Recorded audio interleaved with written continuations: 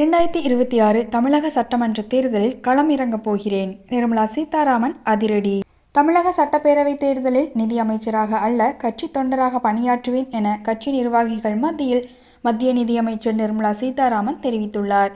கோவையில் நடந்த நிகழ்ச்சியில் பேசிய அமைச்சர், தமிழகம் முழுவதும் 4 லட்சம் பொறுப்பாளர்கள் உள்ளனர்.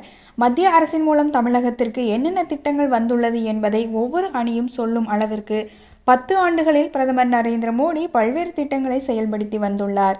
2024ஆம் ஆண்டு மக்களவைத் தேர்தலின் போது கியான் என்ற பெயரில் ஏழைகள், இளைஞர்கள், விவசாயிகள், பெண்கள் ஆகிய 4 பிரிவுகளில் பணிகளை மேற்கொண்டால் அனைத்து தரப்பினரையும் சென்று சேர்த்து விடலாம் என பிரதமர் கூறினார். கியான் என்றால் ஞானம். பெண்களுக்கு அதிக முக்கியத்துவம் கொடுத்து திட்டங்களை செயல்படுத்திய கட்சி பாஜக. பெண்களுக்கான 33% இடஒதுக்கீட்டை முதல் சட்டமாக புதிய நாடாளுமன்ற கட்டிடத்தில் இயற்றினோம்.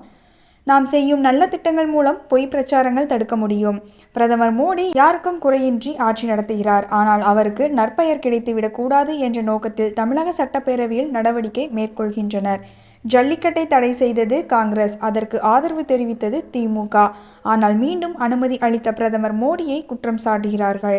கேரளாவில் உள்ள கம்யூனிஸ்ட் அரசு BM ஸ்ரீ பள்ளிகள் வேண்டும் என கேட்கிறது.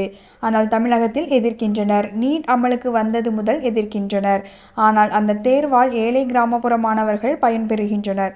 ஒவ்வொரு விஷயத்திலும் எதிர்ப்பு தெரிவிப்பது மூலம் மக்களுக்கான திட்டங்களை திமுக தடுக்கிறது.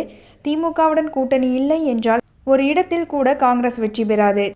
தேசியத்தையும் ஆன்மீகத்தை மனதில் வைத்து நடக்கும் கட்சி பாஜக மட்டும்தான். SIR திட்டத்தால் சீர்திருத்தம் வருவதைக் கண்டு ஏன் திமுகவிற்கு அச்சம்? எதிர்ப்பு தெரிவிப்பது அவர்களது பலவீனத்தை காட்டுகிறது என்றார்.